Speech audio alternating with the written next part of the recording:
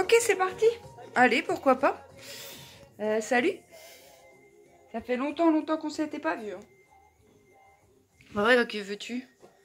Quand ça s'ouvre et quand c'est moins ouvert, bah, c'est ouvert autre part et on peut pas être partout. Hein. On peut pas être partout là, non. Et aujourd'hui, je crois que j'aimerais partager avec toi quelque chose qui me semble important de ramener dans le collectif en fait. Et que je crois que je répète assez souvent en fait. Mais j'observe tous ces mécanismes inconscients mis à l'œuvre pour pas que se révèle l'information dont qu'il nous est proposé d'avoir par l'expérience qui va nous générer une tension, certes, mais cette information elle est nécessaire pour notre évolution et pour la recevoir pleinement. C'est pas intellectuellement parlant analyser la situation de pourquoi je me retrouve dans cette situation encore une fois ou quoi qu'est-ce, c'est sinon plutôt dans le corps comment ça se goûte en fait et de quoi j'ai besoin clairement là dans l'instant. Et en fait je vous témoigne de ça parce que moi dernièrement c'est vrai que j'ai l'impression d'avoir été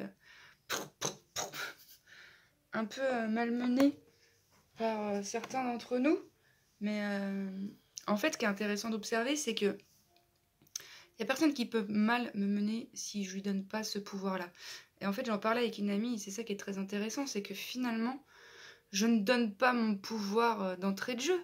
C'est que toutes les expériences vont me permettre de le reprendre, ce pouvoir finalement, qui a toujours été là, mais qu'on m'a jamais montré en fait, que j'ai jamais habité pleinement. J'ai déjà eu des résurgences corporelles où je sentais en moi quelque chose de plus grand, mais je veux dire... tous les conditionnements, toutes les croyances limitantes, tout ce qui nous contraint l'expansion, je veux dire, ben, ça a toujours été en fait. Et c'est ok, ça fait partie du jeu, mais je trouve que c'est très différent de dire arrête de donner ton pouvoir à l'extérieur plutôt que c'est une opportunité pour le reprendre ton pouvoir. Tu vois, c'est pas une action que tu fais inconsciemment, ou peut-être que tu donnes ton pouvoir et qu'à un moment donné, tu deviens conscient qu'il y a cette information qui descend de par une contraction, en fait, dans le corps entre... Enfin, voilà, pour moi, la contraction, elle est synonyme de... man, entre ce que tu as eu l'habitude d'expérimenter et qui a été tout le temps validé et ce qu'il est l'heure de faire advenir, il y a une légère différence, en fait. Et du coup, comment tu le ressens dans ton corps, bah, c'est pas cohérent entre ce à quoi tu aspires et ce qui est là vraiment. Et en fait, il se peut que tu observes des décalages et c'est très intéressant de s'en saisir ces décalages comme des boussoles de lignes directives. Je sais pas, moi, si par exemple je veux une carrière professionnelle épanouissante et qu'en fait, peut-être je dis oui à chacun des petits boulots qu'on me propose parce que j'ai une insécurité relative à l'argent inconsciemment, du coup, ben, plutôt que de m'offrir ce que je veux réellement, je vais prendre ce qu'il y a. Mais il se peut qu'à un moment donné, dans le secteur professionnel, je sens une incohérence en fait. Parce que c'est pas ce que je veux. Hein. Et peut-être que cette incohérence, elle est due au fait qu'il y ait une peur qui soit bloquée, une masse émotionnelle qui soit bloquée autour de cette croyance qui fait que en fait, tu vas manquer d'argent. Ce que j'essaie de dire, c'est que finalement... ok. Que finalement, observons toutes ces opportunités qui sont là pour qu'on vienne se récupérer. Et une fois qu'on a observé, après, il faut plusieurs choses. Hein. Il faut rester en présence de ce qui gêne dans le corps, en fait. Parce que c'est pas l'extérieur le problème, si tant est que c'en est un. Mais je veux dire, l'extérieur n'est qu'une façon de vous montrer ce qui, à l'intérieur, dysfonctionne. Mais c'est pas dysfonctionne parce que c'est ta faute, c'est toi qui l'as voulu. Dysfonctionne parce que depuis la nuit des temps, le vivant ne se goûte pas dans sa façon optimisée, optimale et puis originelle.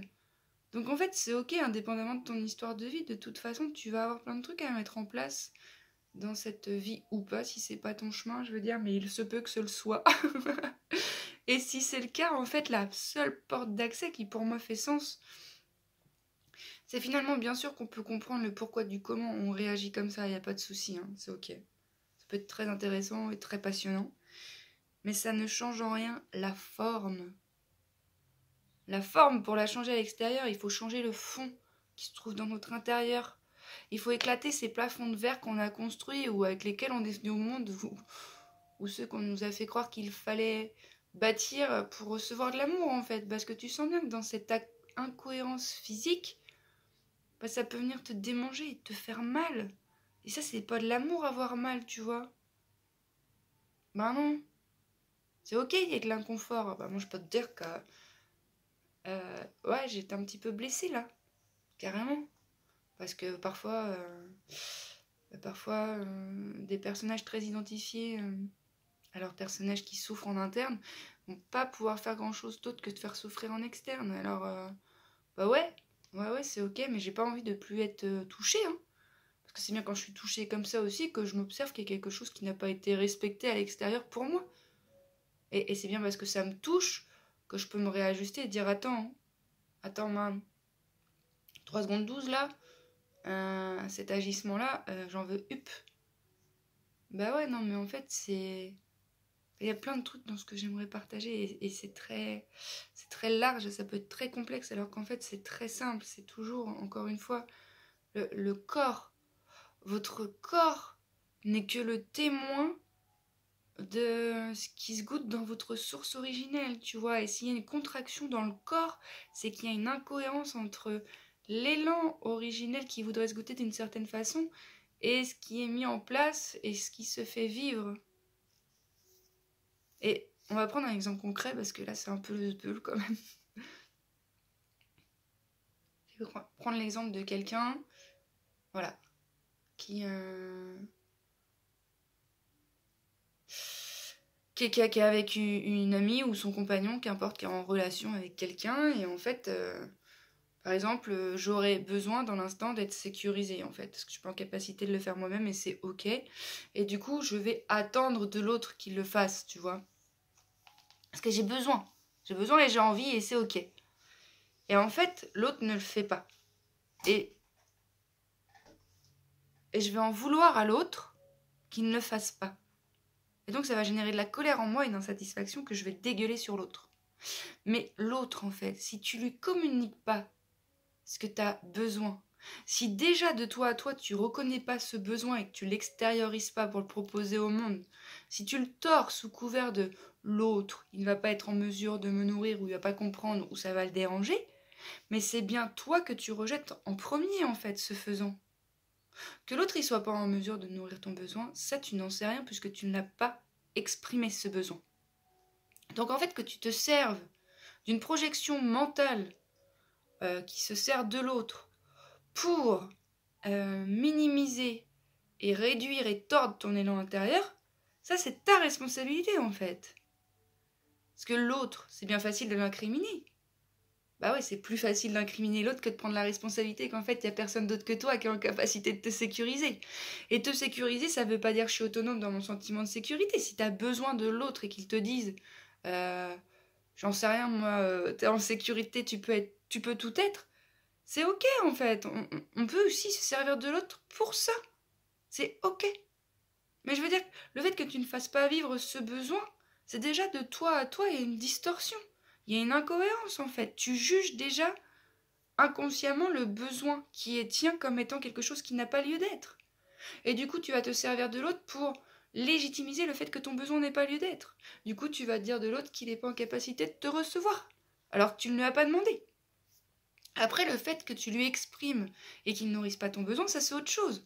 Mais ça c'est autre chose dont je ne vais pas parler là tout de suite maintenant, parce que j'observe qu'en fait, bien souvent, on a des besoins, mais bien évidemment qu'on n'a pas appris à communiquer, c'est ok, sauf que ça s'apprend là en fait.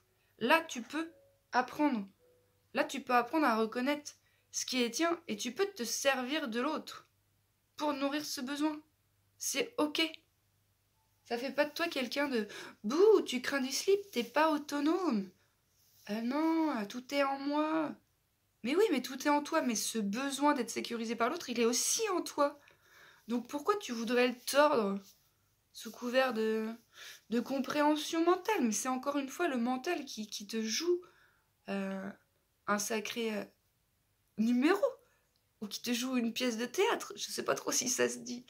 Mais je veux dire, à quelle heure, sous couvert d'une compréhension ou d'une projection sur l'hypothétique réaction de l'autre, tu ne fais pas vivre ce qui est là? C'est ouf, t'as vu comment ça malmène ça. Et comment, une fois qu'on se malmène, ben, on expérimente quelque chose d'inconfortable, en fait. C'est incroyable, en fait. À quelle heure on fait passer l'autre avant soi? Et moi, je te parle de ça parce que c'est un peu... je pense qu'elle est beaucoup moins active qu'avant, tu vois, mais il m'est arrivé, il m'arrive encore des fois de servir l'autre avant moi. Et du coup, je me dis, mais man, en fait, à quelle heure, en fait? À quelle heure c'est l'autre qui prime sur moi? Et même si je peux comprendre que l'autre ne soit pas en mesure de recevoir ce que je lui propose, parce qu'inconsciemment, ou parce que machin, il vit ce genre de choses, n'en demeure pas moins que moi, j'ai le droit d'avoir certaines exigences dans mes échanges énergétiques, dans mes relations. Et j'ai le droit d'observer qu'en fait, dans certaines relations, bah, c'est pas ce qui est au rendez-vous. Et plutôt que de me tordre pour m'adapter à la relation, parce que ça fait du bien d'être en lien, il y a une araignée de 12 mètres là qui... c'est pas grave. Non, en fait, au même titre, t'as le droit au meilleur. Et le meilleur, en fait, il est déjà en toi, dans le sens où tu sais déjà ce que tu veux et ce que tu veux pas. Ou si tu ne sais pas, tu vas avoir à rentrer en relation avec les autres, ça va s'affiner ce que tu veux ou ce que tu veux pas, tu vois. Enfin, je veux dire, bien sûr que avant de goûter certaines choses, tu ne sais pas ce que tu veux. Parfois, c'est ça. Bah, dans une relation, je suis désolée, moi, je sais pas ce que je veux avant d'observer ce que je veux pas, tu vois. Alors après, il y a des choses que je veux, vraiment, que je sais, tu vois. Que ce soit authentique, sincère et profond, complètement déjanté, foufou et rigolo et joyeux, en fait, tout simplement. Ça, c'est ce que je veux, tu vois. Ce sera peut-être pas toujours le cas, mais qu'importe. Mais si en face, je me mets en lien avec une personne qui me propose complètement autre chose, bah, est-ce que, sous couvert, si je dis ça à la personne et que je romps le lien ou je me réajuste, sous couvert de je peux potentiellement le blesser, je fais taire ce qui est en moi? Ou est-ce que je continue... Enfin, et du coup, ce faisant, je continue à me blesser moi en interne parce que ce qui m'est proposé ne m'est pas favorable? Ou est-ce que je me réajuste à ce que je veux et je m'exprime en fait? Et j'exprime à l'extérieur de moi ce que je veux. Et j'incrimine pas l'autre en fait. Tant que l'autre n'est pas en capacité de savoir ce que je veux parce que je lui ai pas dit, comment veux-tu qu'il se mette à mon service en fait? Quand même, l'araignée est passée de 12 mètres à 13 mètres là. Ou c'est parce qu'elle se rapproche, tu l'as vu ma paupe? Bah ouais, en même temps, on peut voir que ça. C'est ok. Mais voilà, en fait, c'était quoi le truc de cette vidéo? Je sais plus. Mais il y a que toi qui es responsable de la réalité extérieure. Alors oui, des blocages, on en a tous, des blessures, on en a tous, mais est-ce que tu peux observer que les tensions qui sont dans ton corps, elles sont nulle part à l'extérieur de ton corps? Est-ce que tu peux, dans ce moment de tension, rester présente à ce qui se goûte dans ton corps? Mais vraiment sans essayer de comprendre quoi que ce soit, parce que dès lors que tu essaies de comprendre, t'es plus au contact même de la substance qui veut s'échapper par ton corps, qui veut se libérer. Et c'est ça en fait, on a besoin de libérer certaines choses. Ça se fait tout seul, hein. Les expériences, je veux dire, qui te permettent de libérer certaines choses, c'est l'intelligence du vivant qui les fait vivre, tu vois. C'est pas toi qui te dis, allez, oh, aujourd'hui je suis prête pour libérer ça, je vais aller confronter ça. Bien sûr que tu peux, si tu es activé et que tu sens qu'il y a des espaces dans lesquels il serait bon de décharger, tu peux. Mais d'autres configurations, en fait, où c'est pas toi qui dirige, c'est pas toi qui contrôle. Toi, tu peux savoir si oui ou non t'es toujours en tension. Si tu l'es pas, t'offrir un espace pour t'apaiser, tu vois. Ah, il y a plein de choses, il y a plein de choses. Mais là, je veux dire, si vraiment je clarifie très rapidement, parce qu'en plus, je vois le temps qui défile, c'est exprime tes besoins. Il n'y a personne d'autre que toi qui sait ce dont tu as besoin. Aujourd'hui, tu es adulte. Aujourd'hui, tu es libre de nourrir tes besoins. Aujourd'hui, tu n'as plus aucune personne qui te dit que tu n'as pas le droit. Tu as peut-être des conditionnements et des croyances limitantes. C'est ok de les reconnaître, de les recevoir. Mais c'est ok de vouloir autre chose, en fait. Et après, une fois que tu veux autre chose, il faut que tu mettes autre chose en place, en fait. Le vouloir, il suffit pas, hein. Ah non, après, il y a la mise en action, hein. Qui est essentiel pour la transformation en fait. C'est comme si je savais qu'avec les mêmes ingrédients qu'un gâteau au chocolat, je pouvais pas faire un gâteau vanille, et que je voulais faire un gâteau vanille, mais je changeais pas mes ingrédients. À un moment donné, il faut passer à l'action, tu vois. Ah non, il faut que je me débarrasse de ces ingrédients pour faire de la place pour en recevoir d'autres. Puis après, il faut que j'aille chercher les autres ingrédients, tu vois. Enfin, laisser disponible l'espace pour qu'autre chose advienne, en tout cas. Je vous montre Maïtika quand même. Maïtika. Je sais pas si tu la vois. Elle est énorme, hein? Mais je sais pas c'est quel appareil qui. Voilà, t'as le bonjour de Maïtika, t'as le bonjour de Popiette. Popiette? Bord de la table. Et voilà, j'espère que cette vidéo aura éclairé certains angles morts. Parce que c'est tout ce que je souhaite. Et si t'as des questions ou quoi, si tu veux que j'aborde autre chose, t'hésites pas. Parce que moi j'ai l'impression que je pourrais faire une vidéo de 3 jours. Mais avec mon pauvre téléphone de marde. Moi j'ai pas assez de mémoire pour faire une vidéo de 3 jours. Puis j'ai pas non plus forcément envie de passer 3 jours devant l'écran. Mais voilà, moi j'ai à cœur d'accompagner. Donc si jamais, bah, t'hésites pas. Et puis j'imagine que d'ici là, il y a d'autres informations qui me traverseront et qui voudront se déverser dans l'espace public. Ah ouais, faut trop que je te témoigne d'un truc aussi, mais là, c'est plus le moment parce que j'ai que 16-23 et que là, c'est 16-4. Donc plus tard. Je te remercie. Vraiment, prends soin de toi. C'est la meilleure chose que tu peux faire pour servir le monde, en fait. Prends-toi en charge. Voilà. Popette, elle veut manger Maïtika. Allez, tchou tchou.